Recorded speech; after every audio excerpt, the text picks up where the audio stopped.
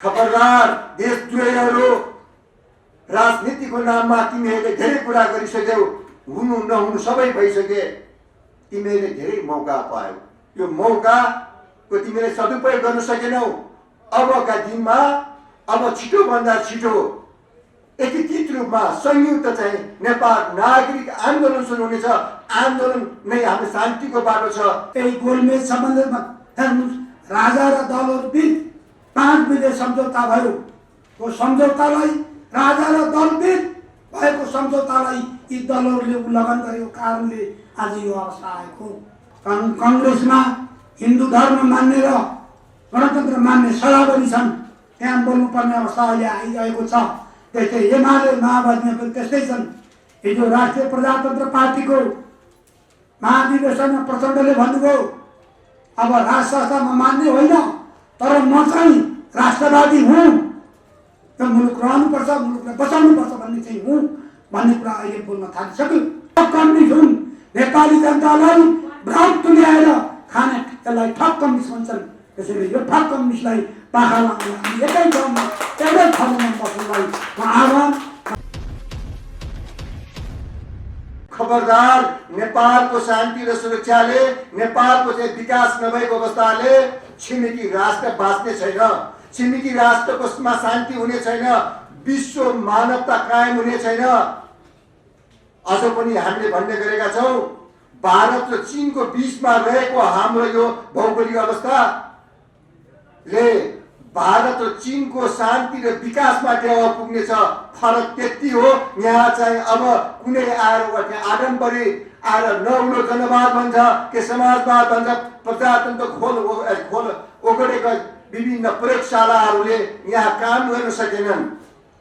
नेपालमा बिथोल्न आइरहेका छन्। अब त्यसैले अब हामी सच्चा नेपालीहरू जसले राष्ट्रिय अखण्डता र राष्ट्रिय संस्कारमा चाहिँ विश्वास राख्दछन्, त्यो आवश्यकता नेपालको पहिचानको मात्र होइन, संवैधानिक राज संस्था, प्रजातन्त्र सहितको राज संस्था केवल नेपालीको चाहना मात्र होइन, भारत र चीनको बीचमा युद्ध नगराउने, साउथ एसियालाई थर्ड ग्रेट वारको फोकल पोइन्ट नगराउने, त्यो चाहिँ हाम्रो चाहिँ त्यो शक्ति पनि हो। त्यो शक्तिको आवश्यकता होइन, जसले टाउको काटेर चाहिँ कम्युनिस्टको चाहिँ विचारधारा नेपालमा ल्याएका थिए। तिनीहरू व्यक्ति विशेष दलहरूले पनि स्वीकारिसकेका छन्। काहीँ नाक छोपेर, काहीँ आएर खुला रूपमा आएर घुमाएर बोलेर। तसर्थ सत्यमेव जयते हुनेछ। अबको बाटो भनेको नै के हो त? नेपाली जनता र राजाको बीचको एकता हो। त्यहाँ समाजवादको नाममा, राष्ट्रवादको नाममा, हिन्दूवादको नाममा कसैले अझ पनि खेल खेल्छ भने इतिहासले माफ दिने छैन र नेपालीले माफी दिने छैन। अबको बाटो के त? अघि नै पूर्व वक्ताहरूले पनि भनिसक्नु भएको छ, हाम्रो आफ्नो पहिचान, हिन्दू सनातन पहिचानलाई कायम गरेर सबै धर्मलाई यहाँ चाहिँ संरक्षण दिनको लागि 2047 सालको संवैधानिक व्यवस्था काफी छ। त्यसमा केही कुराहरू संशोधन गर्नुपर्नेछ भने विज्ञका रायले होलान्, समय परिस्थितिको आधारमा होलान्, तर मूल जरो समातेर जानुपर्ने अहिलेको अवस्था हो। अब पनि गल्ती गर्यो भने देश मासिनेछ, हाम्रो पहिचान मासिनेछ।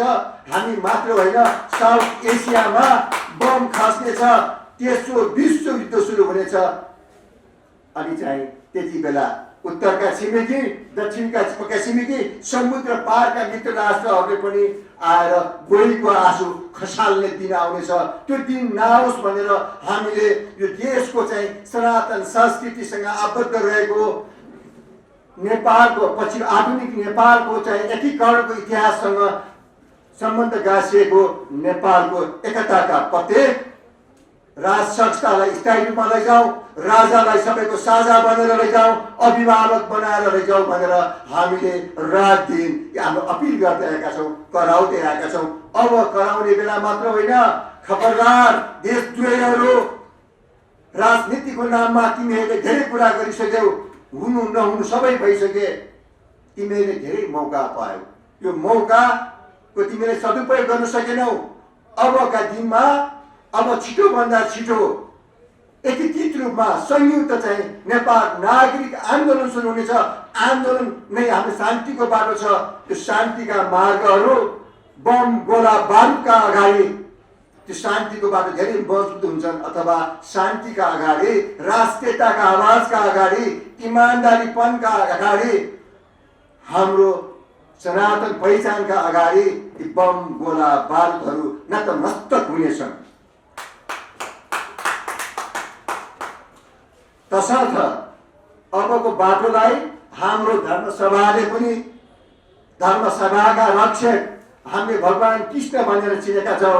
उहाँले चाहिँ दिनुभएको दस्तावेज चाहिँ हामी हेर्दाखेरि, अभिलेखलाई हेर्दाखेरि पनि उहाँले चाहिँ श्रीमद् भगवत गीताको अध्याय 4 मा भन्नुभएको कुरालाई स्मरण गर्नुपर्ने हुन्छ। जब यहाँ चाहिँ धर्मनाश हुन्छ, यहाँ चाहिँ आएर जब अन्याय अत्याचार गर्छ, त्यसपछि अधर्मलाई नाश गर्न म आफ्नो रूप रच्नेछु भनेर भन्नुभएको छ। सोही श्लोकको 8 नम्बरमा भन्नुभएको छ, परिताय साधुनां विनाशाय च दुष्कृतानां धर्म संस्था स्थापनार्थ सम्भवामि युगे युगे। अब भगवानले भनेको कुरा त छँदैछ, तपाईँ हामी मानवले भन्ने, हामी नागरिकले, सच्चा रैखाने नागरिकले बोल्ने बेला आएको छ। हिमाल पहाड तराई र मधेसबाट जुट्ने बेला आएको छ। अब राजनीतिको अधिवेशनको नाममा धोका होइन, चुनावको नाममा धोका होइन। नेपाल नागरिकको चाहिँ इच्छा अनुसार नेपालमा चाहिँ राज संस्थाको प्रजातन्त्रको लागि तपाईँ हामी अब बोलबद्ध भएर अगाडि बढ्नुपर्नेछ। सायद अब चाहिँ राष्ट्रिय धर्मसभाबाट के नै निर्णय गरेर सबैलाई मिलाएर, हिमाल पहाड तराई मधेसलाई मिलाएर अगाडि बढ्नेछ। हाम्रो सफ्ट पावर, हाम्रो शक्ति, राज्य सञ्चालनका आधार विकास गर्ने, नेपाल र नेपालीको हकहितको लागि अगाडि बढ्ने, हाम्रा घाँस बाँस कपास स्वास्थ्य र शिक्षाका लागि हामीसँग प्रशस्त सम्भावनाहरू छन्। हिन्दू नलेज बेल्ट हाम्रो सफ्ट पावर हो, बुद्ध नलेज बेल्ट हाम्रो सफ्ट पावर हो, अनेकतामा एकता हाम्रो सफ्ट पावर हो, हिमाल पहाड तराईको भौगोलिक हाम्रो विविधता, जियो डाइभर्सिटी हाम्रो सफ्ट पावर हो। साथसाथै साउथ एसियाबाट विश्वको लागि शक्तिशाली राष्ट्र भएको विभिन्न दृष्टिकोणले, प्रवृत्तिको दृष्टिकोणले, अर्थ व्यापारको दृष्टिकोणले पनि चाइना र भारत अगाडि बढिरहेको छ। तर नेपाल चाहिँ बीचमा तुलना गर्दाखेरि संख्याको, जनसङ्ख्याको आधारमा र क्षेत्रफलको आधारमा सानो हो, तर हाम्रा अपर्च्युनिटीहरू छ। We are in between two big market. भारतको बजार, चाइनाको बजारको बिचको नेपालको त्यो अवसरलाई हाम्रा राजनीतिज्ञहरूले, हाम्रा चाहिँ प्लान योजनाविदहरूले अथवा तपाईँ हामीले प्रयोग गर्न बाँकी छ। विकासका कुरा पछि गरौँला होइन, नेपाल बचाउनु पर्ने, सनातन संस्कृति बचाउनु पर्ने, सबै धर्म संस्कृतिलाई मिलाएर सद्भाव कायम गर्नुपर्ने बेला आएको छ। सबैभन्दा माथि देश हुन्छ। राजनीतिको कुरा गर्दाखेरि राष्ट्रियता राजनीतिभन्दा माथि हुन्छ, राष्ट्रियता कूटनीतिभन्दा माथि हुन्छ। त्यसैले नेपाल बचाउन जुटौँ, लागौँ। राष्ट्रिय धर्मसभाको सफलताको कामना गर्दछु। जय देश, जय नरेश। म संयुक्त राष्ट्रिय जनआन्दोलन मोर्चाको अध्यक्षको हैसियतले एकातिर राज संस्था, अर्कोतिर वैदिक सनातन हिन्दू अधिराज्य, अर्को संहिताका नाममा अखण्ड नेपाल स्वायत्त शासन प्रणालीले मात्रै अब यो मुलुकले निकास पाउँछ, नत्र पाउन सक्दैन भन्ने भावना फेरि बाहिर हामी अगाडि बढेका छौँ। संयुक्त जनआन्दोलन मोर्चा धेरै धार्मिक संस्थाहरू, सानो दल मिलेर बनेको एउटा मोर्चा छ। यो मोर्चाले सशक्त रूपले 77 जिल्लामा अब सङ्गठित भएर यही मुद्दाका लागि काठमाडौँमा बृहत रूपले 20,000 मान्छे हामीले उपस्थित गराउनु पर्नेछ र जिल्ला जिल्ला आन्दोलित गर्नका लागि हामी अगाडि बढ्नुपर्ने अवस्था छ। आज न्यायपालिका, कार्यपालिका, व्यवस्थापिका र मुलुकको संरचना, आज संसदको थलो, जहाँ नीति नियम बनाउने थलो, आज त्यो बन्धक छ। आज संसद बस्ने अवस्था छैन। त्यसलाई दलका कारणले गर्दा आज यो अवस्था देखिएको छ। राष्ट्रको ढिकुटी बर्मल उठ्छ। यी सभासदहरूलाई तलब भत्ता खुवाउनु पर्ने अवस्था यो देशले दिइरहेको छ र राष्ट्र कङ्गालको बाटोमा, राष्ट्र ब्याङ्क आज कङ्गालको बाटोमा छ। 842 जना सांसद र मन्त्रीहरूले तलबत्ता खुवाउनु पर्नेछ र देशको लागि विकास छैन। विदेशबाट आयात मात्रै छ, नेपालबाट निर्यात एउटा के पनि छैन। रिमिटान्स भरले आज मुलुक चलेको छ। यिनै हरेक क्रियाकलापका कारणले गर्दा आज अदालत अस्तव्यस्त छ। गरिब निमुखा जनताहरूको मुद्दा फैसला हुन सकेको छैन र वकिलहरूले आफ्ना झोले वकिलहरूले आफ्ना झोले न्यायाधीशहरूले आफ्नो दलको प्रतित्व गरेर बसेको अदालत छ। स्वच्छ न्यायालय हुन सकेको छैन, स्वच्छ कार्यपालिका हुन सकेको छैन, स्वच्छ व्यवस्थापिका हुन सकेको छैन। अब यो सबै भएका क्रियाकलाप आयातित विदेशीको कारणले हामी पश्चिमा मुलुकलाई मान्दैनौँ। हामी पूर्वीय सभ्यता मान्ने नेपालीहरू आज पश्चिमा सभ्यतालाई बोकेको कारणले, यो मुलुकमा क्रिस्चियनिटी भित्राएको कारणले आज यो अवस्था छ। वास्तवमा राज्यको धर्म हुन्छ। हरेक राष्ट्रमा 100 राष्ट्र क्रिस्चियन राष्ट्र छन्। ती राष्ट्र त्यही धर्मले चलेको छ। 52-55 राष्ट्र मुस्लिम राष्ट्रहरू छन्। त्यही धर्मले त्यो राष्ट्र चलेको हुन्छ। बुद्धिस्ट धर्महरू 13 देशमा छन्। त्यही धर्मले त्यो देश चलेको हुन्छ। र नेपाल 3 अरब हिन्दूहरूको प्रतिनिधित्व गर्ने नेपाल 94% ओमकार परिवार हामी छौँ। आज हामी धर्मनिरपेक्ष छौँ। अब हामीले यसलाई फर्काउनलाई, सापेक्ष गर्नलाई हामी सदनमा हामी छैनौँ। हाम्रो विकल्प भनेको सडक हो। सडकमा आन्दोलित हुनुपर्ने अवस्था छ र सङ्गठित हुनुपर्ने अवस्था छ। अहिले धार्मिक संस्थाहरू जस्तै यो राष्ट्रिय धर्मसभाले जुन यो कुरा लिएर हिँडेको छ, र विश्व हिन्दू एकता परिषद एउटा छ भने यस्तै टुक्रा 600 धार्मिक संस्थाहरू छन्। यी 600 धार्मिक संस्थाहरू एउटै ब्यानरमा आउनुपर्ने अवस्था छ। एउटै ब्यानरबाट लिएर हिँड्न सक्यौँ भने मात्रै हामी अगाडि बढ्न सक्छौँ, नभए हामी सक्नुपर्ने अवस्था छैन। यसलाई टुक्रा बनाइएको छ। यसलाई राष्ट्रको ढिकुटी 2 हातले सरेर राष्ट्रलाई कङ्गाल बनाउने काम गरिएको छ। यसलाई रोक्नुपर्ने बाध्यता हामी बीच छ। त्यस्तै हामी अहिले यही गोलमेज सम्बन्धमा हेर्नुहोस्, राजा र दलहरू बीच 5 विदेश सम्झौता भयो। त्यो सम्झौतालाई, राजा र दल बीच भएको सम्झौतालाई यी दलहरूले उल्लङ्घन गरेको कारणले आज यो अवस्था आएको। नभए यो अवस्था आउने थिएन।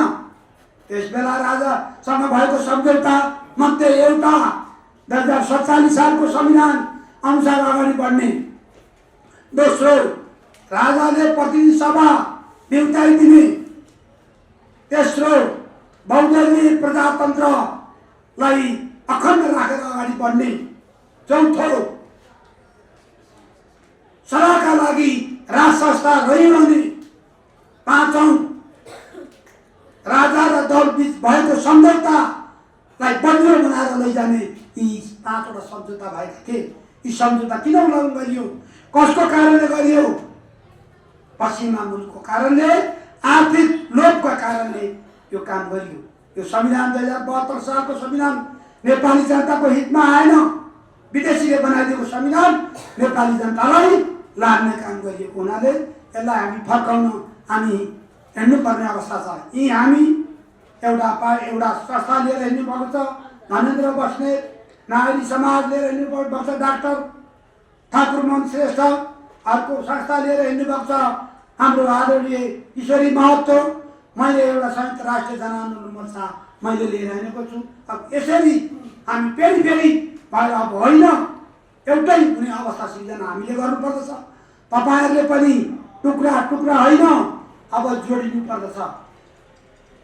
श्रीमान महाराज राज पृथ्वीनारायण अनुसारले 2224 राज्यलाई एउटा गोर्खामा बसेको राजाले नेपाललाई एकीकरण गरेर 2224 राज्य जो टुक्रा थियो, एक-एकजनाले राजा गर्ने बसेका थिए। काठमाडौँमै ललितपुर, भक्तपुर, काठमाडौँमा राजाहरू थिए। मल्लकालीन, लिच्छवीकालीन यी यसलाई टुक्रा किर्तिपुर सहित टुक्रा राज्यलाई एउटै राज्य बनाएर नेपाल सिङ्गो नेपाल दिएका थिए। आज सिङ्गो नेपाललाई त्यो संविधान सभाका कारणले 7 टुक्रा बनाएको छ। अब यसलाई हामीले जोड्नु पर्ने हाम्रो काममा आइपरेको हुनाले म लामो कुरा म राख्दिनँ। जुन कुरा यो विश्व हिन्दू एकता परिषदले जुन कुरालाई लिएर हिँडेको छ र यसको सराहना गर्छु। त्यस्तै यसमा हुनुहुन्छ विनोदानन्द महाराज, उहाँले जुन यसलाई लिएर एउटा कसिएर एउटा लगभग 80 वर्षको एउटा महाराज हुनुहुन्छ। उहाँले यो कुरालाई लिएर हिँडेको हुनाले उहाँप्रति म सल्लाह आदर गर्दै आज उहाँ बिमारी भएको कारणले यहाँ उपस्थित हुन सक्नु भएन। म उहाँलाई आदर सत्कार साथ उहाँले लिएका एजेन्डालाई हामी आत्मसात गरेर हामी म अगाडि बढेको छु। त्यस्तै हाम्रो साथीहरू, त्यस्तै यसका महासचिव हाम्रो हुनुहुन्छ केसीजी, अमर केसी, उहाँलाई म महासचिव हुनुहुन्छ, उहाँलाई म हार्दिक धन्यवाद दिन चाहन्छु। हामी एकजुट भएर अगाडि बढौँ र मुलुकको स्वाधीनतालाई, मुलुकको राष्ट्रियतालाई, अखण्ड नेपाल बनाउनका लागि हामी कम्मर कस्नु पर्दछ। र 18, 19, 20, 21 गते जुन उहाँहरूको सम्मेलन यो छ, यसको अग्रिम हार्दिक शुभकामना दिन चाहन्छु। यो सम्मेलनमा म पनि काठमाडौँ भयो भने म पनि जरुर उपस्थित भएर आफ्नो धारणाहरू राख्नेछु। मेरो पोखराको कार्यक्रम छ, म 17 गते पर्सि बेलुका पोखरा जानुपर्ने छ। 18 गतेको कार्यक्रम सकेर 19 गते आयो भने म 20 गते जरुर म उपस्थित हुनेछु। यही धारणा राख्दै यो पत्रकार सम्मेलनमा हामीले हाम्रो धारणा राख्यौँ र अहिलेका कम्युनिस्टहरूले वैद्यले पनि अब यो मुलुकमा प्रजातन्त्र सहितको राज संस्था भयो भने मुलुक रहन्छ भनेर वैद्यले भनिसक्नुभयो, नारायण मान बिजुसीले भनिसक्नुभयो, त्यस्तै विप्लवले पनि भनिसक्नुभयो। अब यी 3 जनाले बोल्नुपर्ने अवस्था छ। कङ्ग्रेसमा हिन्दू धर्म मान्ने र गणतन्त्र मान्ने सराबरी छन्, त्यहाँ बोल्नुपर्ने अवस्था अहिले आइरहेको छ। त्यस्तै एमाले माओवादीमा पनि त्यस्तै छन्। हिजो राष्ट्रिय प्रजातन्त्र पार्टीको महाधिवेशनमा प्रचण्डले भन्नुभयो, अब राज संस्थामा मान्ने होइन, तर म चाहिँ राष्ट्रवादी हुँ, त्यो मुलुक रहनुपर्छ, मुलुकलाई बचाउनुपर्छ भन्ने चाहिँ हुँ भन्ने कुरा अहिले बोल्न थालिसक्यो। आज गणतन्त्रका नाउँमा हेर्नुहोस्, 2/3 कम्युनिस्टहरू के हो? सर्वहारा वर्गको नेतृत्व बोकेर आएको कम्युनिस्ट, 2/3 कम्युनिस्टले कम्युनिस्टलाई उचाल्न सकेनन्। आज भ्रष्टाचारमा लिप्त भएको कारणले आज यो मुलुक यो अवस्थामा आएको। आज 2/3 यो देश बनाउने जहाज बोइङलाई हामी सकुशल हामी एयरपोर्टमा हामी राख्छौँ भन्नेहरूको हालत टुक्रा टुक्रा 3 टुक्रा 4 टुक्रा भएको छ। यो मुलुकमा कम्युनिस्ट फाप्दैन, यी कम्युनिस्ट होइनन्, यी ठग कम्युनिस्ट हुन्। नेपाली जनतालाई भ्रम तुल्याएर खाने त्यसलाई ठग कम्युनिस्ट भन्छन्।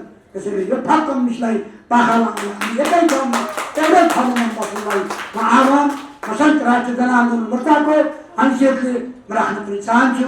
र सबैमा यो पत्रकार सम्मेलन यो जुन हाम्रो यो धारणा यो गोलमेजको आयो, यो गोलमेज सफल हो र 5 बुले यो कार्यान्वयन अब यी दलहरूले गर्न कहिले पनि ढिलाइ गर्नु हुँदैन। 5 बुले सम्झौतालाई अब कार्यान्वयन हामीले गल्ती गर्यौँ, यो 5 बुले सम्झौता ठिक रहेछ, यसैमा फर्कौँ भनेर 12 बुले सम्झौताबाट युटर्न अब फर्किन यी दलहरूलाई म भन्न चाहन्छु, राख्न चाहन्छु। मुलुक बच्यो भने तपाईँ बस्नुहुन्छ, त्यसैले राष्ट्रको झन्डा, रोमको झन्डा बोकेर तपाईँहरू राष्ट्र बचाउन पार्टीको स्वार्थभन्दा माथि उठेर आउन आह्वान गर्दै बिराउँछु। धन्यवाद। जय राष्ट्र, जय जनता, जय नरेश।